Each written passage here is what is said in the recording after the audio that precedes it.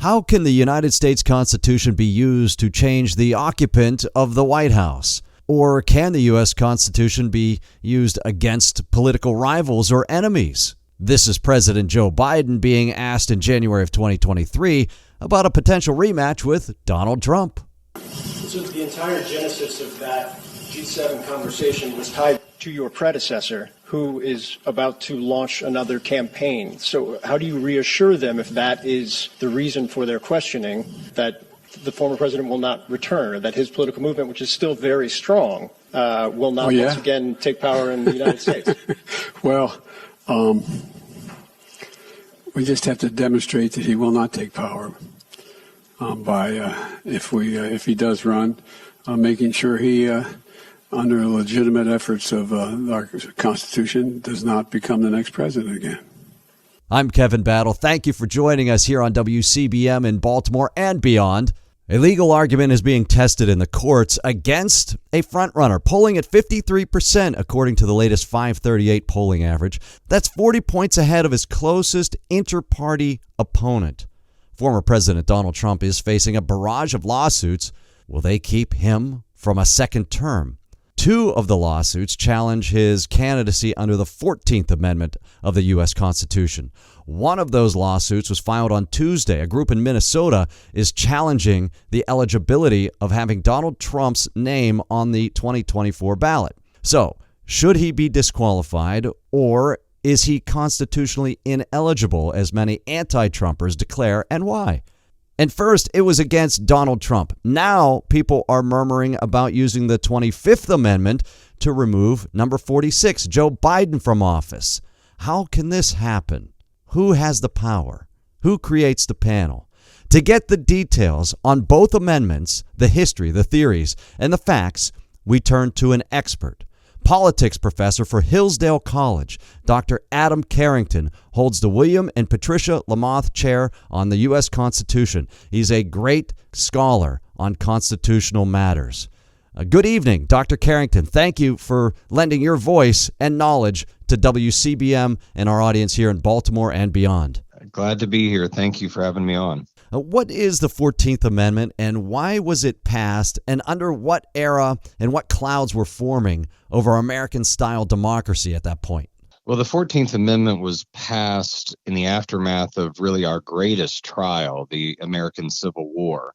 So Congress passed it in 1866. It was finally ratified by the states in 1868. So at that point, we're in the shadow of the Civil War, and we're in the midst of Reconstruction, the attempt to both bring the American South back into the Union formally and also protect African-American civil rights in the South. And it did a number of things. The parts that are most famous today and that still come up in the courts most are Section 1, which had to do with protecting African-American rights across the country. That's where you get the idea of you can't have your life, liberty, property taken without due process of law. You're obliged to have the equal protection of the laws from the states. That's the one that's most known. But there were other sections that attempted to protect African-American representation in the South as far as being counted for members of Congress. And you have things about public debts that were all related to the Civil War. And then, as I'm sure we'll get into, Section 3, which hardly ever gets spoken about until recently, is talking about the eligibility and how to deal with those who had engaged with the South in the Civil War, supporting the Confederate cause. What would be their status and eligibility in participating in politics going forward? So 1 is still used all the time, and that's the most famous part. The rest of them have fallen into mostly disuse, 2 through 4 at least, of the sections of the Constitution, because most of them were originally targeted toward dealing with the aftermath of the Civil War directly. That's very interesting, because I do have a question about Section 3, so I'm just going to jump right up. Well, I'll save that one for a minute. But the term insurrection had been used early in our history as actions against uprisings of enslaved peoples against the oppressive authority. So is it ironic that the media, federal authorities, President Biden, state authority are using it now against angry citizens? Yes, well, it in the sense of, I'm sure, and I guess I have to admit I haven't looked at all of their statements on insurrection, but I imagine at least one or two of them probably had something nice to say about those uprisings that you're talking about back in the 19th century, the Nat Turner Revolt, or some of those other instances where the slaves were attempting to, or John Brown. John Brown would be a very good example. People tend to say nice things about the violent actions he took against slaveholders and such parts of society in the 1850s and 1860. And I think that just shows that if you're going to have a definition of insurrection, it really does have to be apart from the political partisan leanings of the persons involved or even the particular principles that are involved. It really does have to be something connected, as at least some of the laws back in the 1790s and early 1800s, more to what kind of violent actions are being taken. It usually is violent actions. That's why it's good to have the rule of law, that you don't just use it to your own ends for your own partisan purposes. Yeah, and people are throwing the word insurrection around quite flagrantly, I guess you could say. Words matter in Washington and on radio. Word games are played often. And was January 6th an insurrection, or was it a protest that devolved into a riot, as others say? A mostly peaceful day in which organizers had no real plan on how to overthrow the government. What actually would a political term be used for that event or series of events? I think the word riot probably is legally more appropriate. And I think you're right that it's unclear that there was a clear plan beyond protesting, which is perfectly legal and legitimate, that was intended by the people that organized it, the people that ran it, the people that participated in at least leadership roles.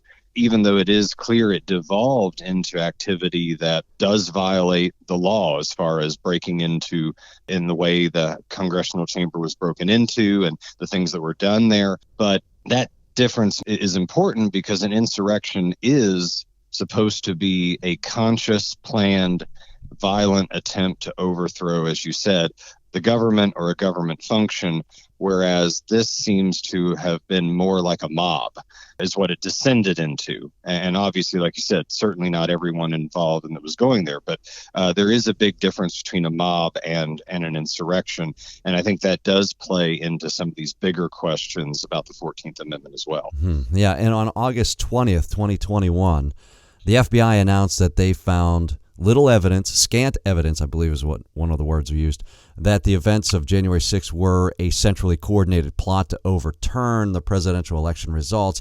They said that 90 to 95% of the violence were one-off cases, no one connected with somebody else.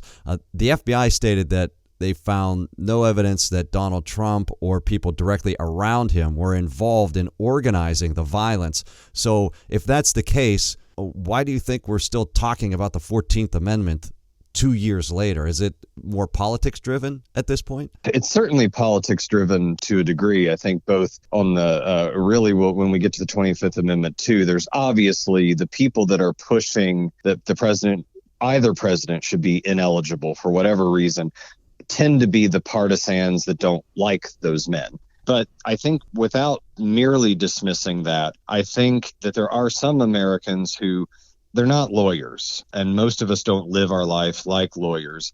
And there's a difference sometimes between what a term means in popular use versus its technical legal definition. And treason would be another one. I mean, just to say President Trump liked to throw the word around treason a lot in a way that has nothing to do with what the constitutional definition of treason is.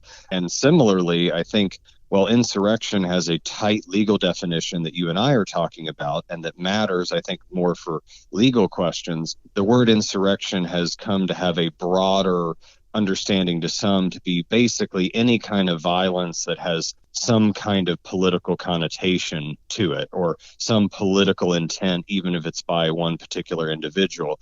And I think it would be bad, though, even if there are people who see that more popularly as the meaning, to in any way let it become the legal meaning, because just like with treason, it then tends to get weaponized just toward political opponents, not toward a small particular threat that is outsized to the normal political process.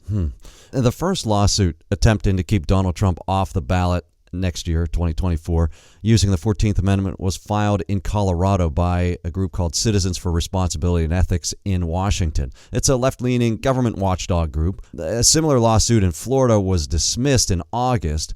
One person who hopes to be a write-in candidate for president is filing similar lawsuits in Texas, New Hampshire, Pennsylvania, Georgia, Arizona. Is this not an example or examples of election tampering, trying to keep a challenger off the ballot?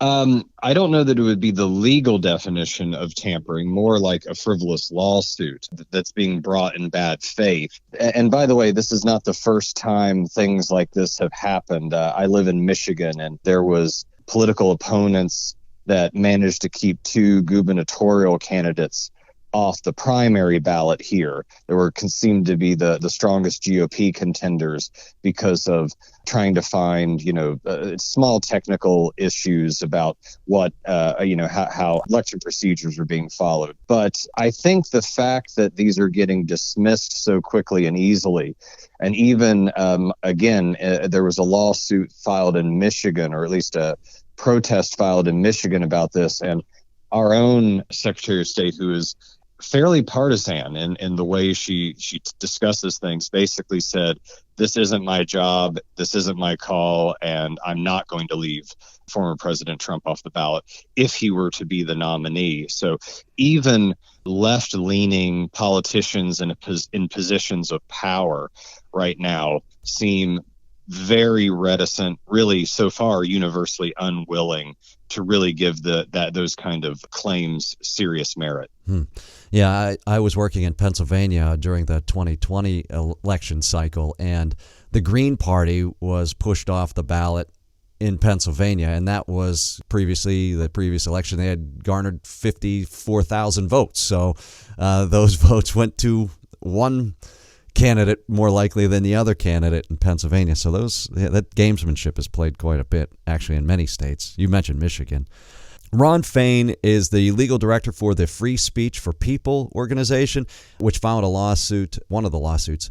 He said that Donald Trump is basically an oath-breaking insurrectionist and must be barred from running, must be barred from the ballot, and that election officials must follow their constitutional mandate.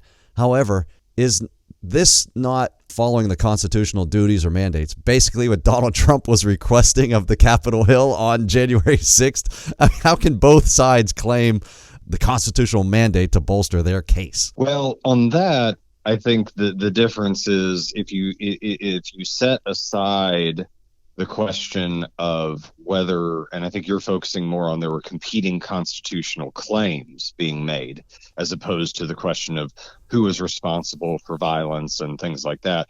And yes, I think in that instance, it is just a different view of what Congress's powers were, of what the vice president's powers were. I mean, former President Trump and his own vice president, Mike Pence, disagreed on what the vice president's actual constitutional powers were at that moment. But that is to be resolved by the actual peaceful process of Congress and the vice president convening, of others making cases to those officers for what they should be doing, or those office holders, I should say.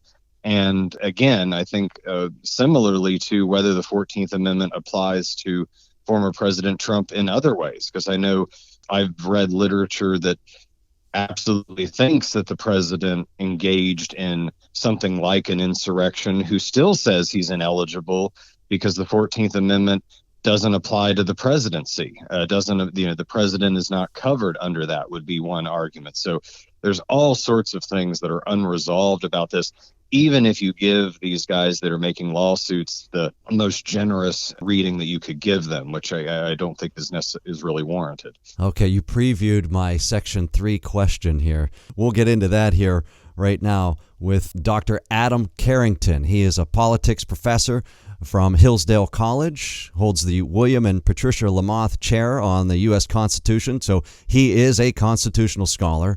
And we're very grateful that you're lending your time and your expertise to us here. Section 3 of the 14th Amendment states that, quote, no person shall be a senator or representative in Congress or elector of president and vice president or hold any office, civil or military, under the United States or under any state who, having previously taken an oath as a member of Congress or as an officer of the United States or as a member of any state legislator or as an executive or judicial officer of any state to support the Constitution of the United States shall have engaged in insurrection or rebellion against the same, or given aid or comfort to the enemies thereof. So, is the president an officer of the United States? They don't mention the president in there other than the electors of the president. The office of the president is not specifically mentioned in Section 3. Electors are, members of Congress are, senators are, civil officers and military officers are. However, the president of the United States is not specifically mentioned. I mean, he is the commander-in-chief. He may be a military officer, but what do you think? I tend to think that he probably is not, for two reasons. One is, so the whole debate is obviously that every president takes an oath to preserve and to protect and defend the Constitution of the United States. So the president did take that oath, but the question is he a civil or military officer, since he isn't named otherwise? And I will say it's not been definitively determined in, say, courts of law and even in among the scholars. But if you look at the impeachment clause that is in Article 2 of the Constitution defining presidency, when it talks about impeachment, it mentions the president, vice president, and officers of the United States. And the way that's worded seems to say that officers of the United States, for whatever reason, officers of the United States is a distinct category because of how that was written. And my second piece of evidence is even during the debates about this clause when the amendment was being passed in Congress in 1866, some people objected to it because they thought it then left former Confederate officers eligible to run for president, and they didn't like that. But it still didn't change the language itself. So I tend to think it does not apply to the president of the United States, but applies to most of the other officers, or most of the other, I should say, office holders in the United States government. Okay, so does someone like the president of the United States actually have to face charges of insurrection to be disqualified to hold office under the 14th Amendment? That's the second question. So I guess the way I would put it is, let's assume he is an officer of the United States, that what I just said was wrong. Then you run into that problem of what's the standard? Because right now, and this seems to me to be one of the furthest from what Congress would have intended, they're trying to get Secretary of States in individual states to make that determination just on their own assessment of what happened in January of 2021. What you really have to figure out is, even if it does apply to the president, what would be the standard? Does he need, and like you said, it seems that there needs to be some process. Some historically have said that Congress would need to pass its own law to determine whether, a particular person or situation would be covered.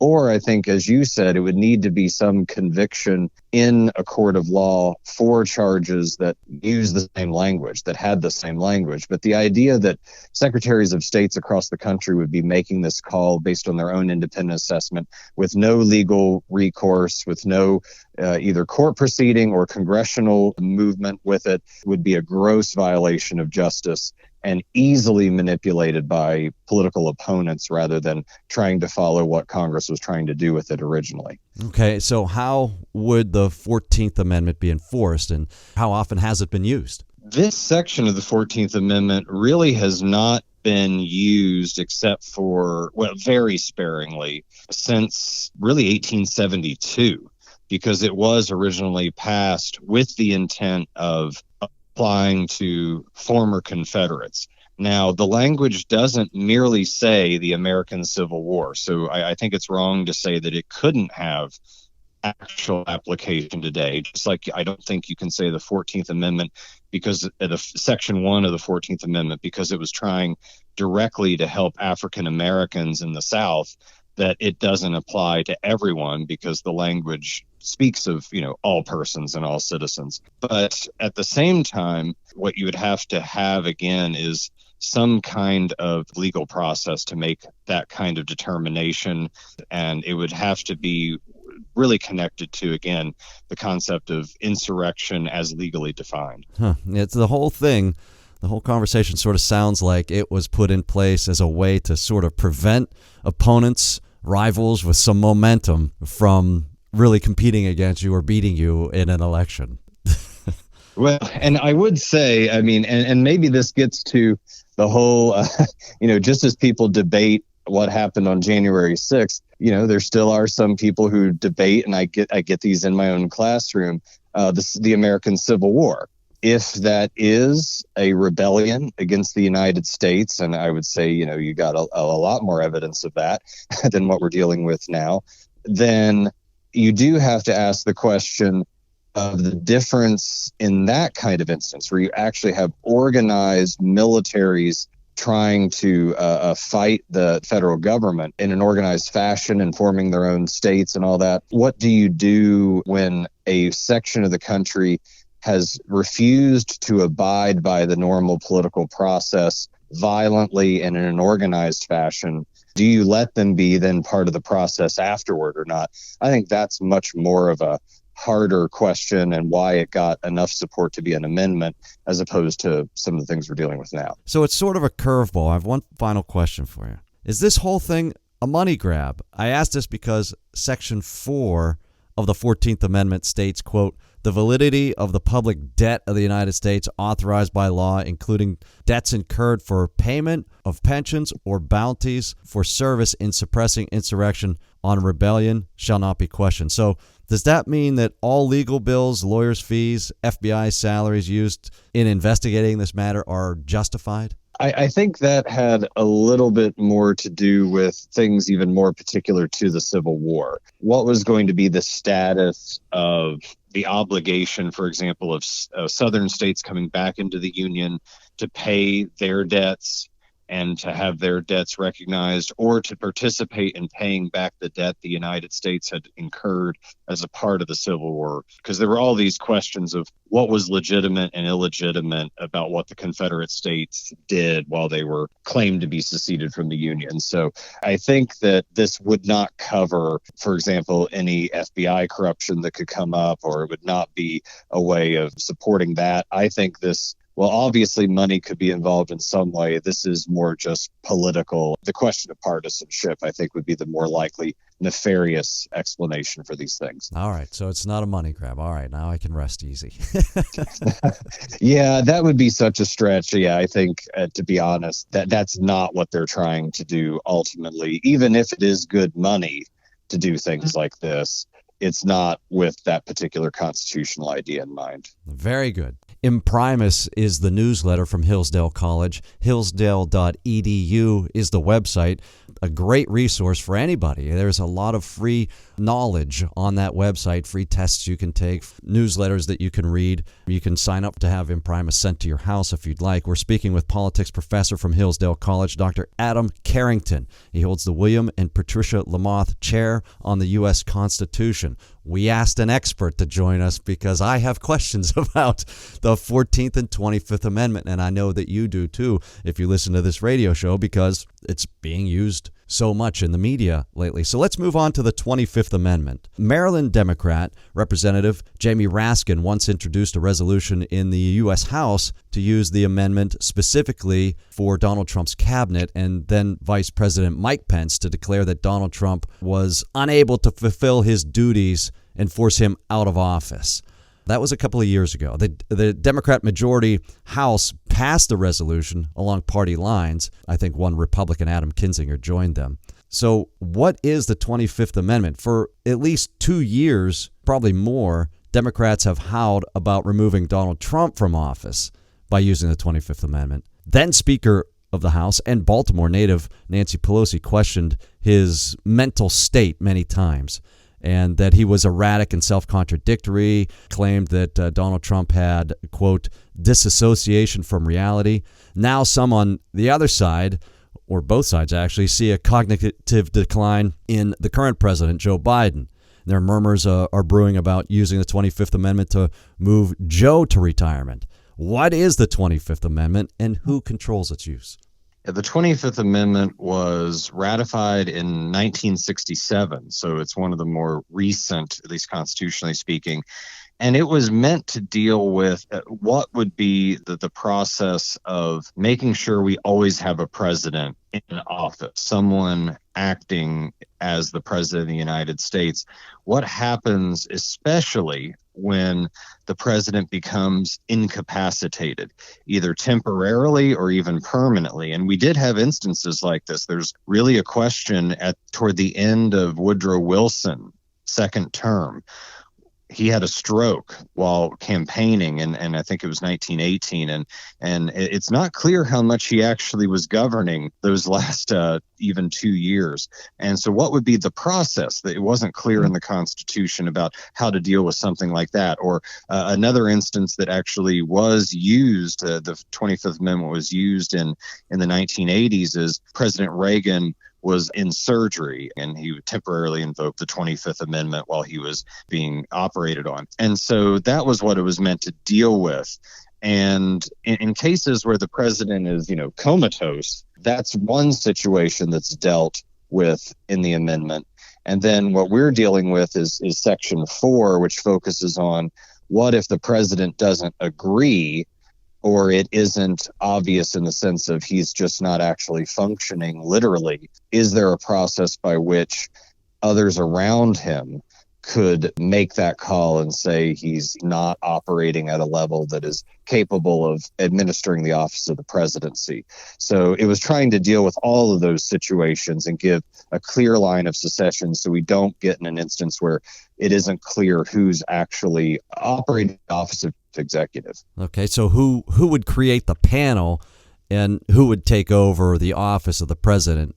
If the vice president's involved, it would look like that person would like to ascend to office. If the speaker's involved, it would look like that person would like to leapfrog up into the office. It could be used as a power grab, could it not? It could, although the way that the text reads, the first in line is always the vice president. If the president admits that he is incapacitated or about to be incapacitated, or again, he's actually comatose or under surgery or something, the idea would be the vice president just takes over and is the acting president for whatever time is required, or becomes the president if the president dies or resigns as a result of whatever this is. But the other process is Congress has the power to determine who would make the determination that the president is unable to administer the office, but Congress really hasn't done that in any definitive way. So what the Constitution says otherwise is it would be a combination of the vice president and a majority of what the amendment says are the principal officers under the president. So really it means a majority of the cabinet would have to agree to this and say that this is the situation. And this is interesting because you're talking about a power grab. I guess you could have a vice president that wants to tear the power from the president, but it would be interesting. This call would have to be made by the man that the president himself selected as his vice president, man or woman, I should say now, and a majority of the cabinet officers that he himself nominated. I think that was meant as one way to try to at least not make it as partisan and political in what would be done. You would have to have your own people that you selected and put in place determine that you yourself are ineligible. But ironically, it could be used as an insurrection, could it not? In the broader term of it, yes. It could be one where a group that itself was power hungry and wanted to get rid of the president for whatever political reasons could do it. Again, I think what Congress, in passing this in the states and approving it, were trying to balance was we need some process if a president really becomes unable to execute the office but isn't willing to do it. If really a president has gone insane or completely senile, or just to be frank. But I think they really did try to say this probably isn't best to be put in the hands of who we would clearly know as his political opponents, who would seem to be most on his side, least likely to do that. His cabinet. Is that foolproof? Absolutely not. But that's one of those where they were at least trying to bring that calculation in, and they thought the alternative, having no way to deal with a president who has completely lost his capacity to execute the office could be even worse. I mean, if we really are dealing with someone who's actually insane or senile, fully so. You do have the person that has, the nuclear buttons, that has all these other things that they said, that's a big enough concern, we're willing to take that other risk. Yeah, and I believe, I recall Nancy Pelosi bringing that up, that he has the nuclear codes, and that Donald Trump could be a madman or whatever and should be removed via the 25th. But Joe Biden is president now. Are the president, Joe Biden's slip-ups, gaffes, misspeaks, embellishments, lies, stories, yarns, trips and falls, are they enough to invoke collectively the 25th Amendment? The difficulty is it ends up not being our judgment call. As the people, we make that judgment call one way or another in elections. I think that it really would come down to what is the cabinet seeing in the actual operations of the government? Is the cabinet, if they were being honest, are they seeing that he's just not, does his obvious mental decline, and it is absolutely obvious, is that making him just not great at being the president? Is that making him kind of a bad president? Or is it making him unable to even execute the basic functions of the office? If it's the former, that he's just makes him a bad president, that's on the American people, and that's up to the American people to decide. But if he fundamentally is not able to carry out the functions, and that is better determined, I think, by those who are seeing all the things we're not allowed to see, then I think it would be. And I'll just say the evidence of his mental decline should make us wonder, and should make, I think, us be asking, and the cabinet be talking about, is that masking an even greater, more fundamental problem behind the scenes as the office is being executed? You are a wealth of information. I truly appreciate your knowledge and your time today. Oh, thank you. I appreciate the chance to sort of air these out and try to separate out what I think is at times mere partisanship from what does the Constitution actually say, and how can we try to give it a fair assessment in applying it to what are obviously very tense political times. Absolutely. Dr. Adam Carrington, politics professor for Hillsdale College, a constitutional expert. Thank you very much for lending your knowledge to us here on WCBM and across the social media platforms as well. Thank you, sir. Well, thank you. It was an honor and pleasure. Thanks for having me.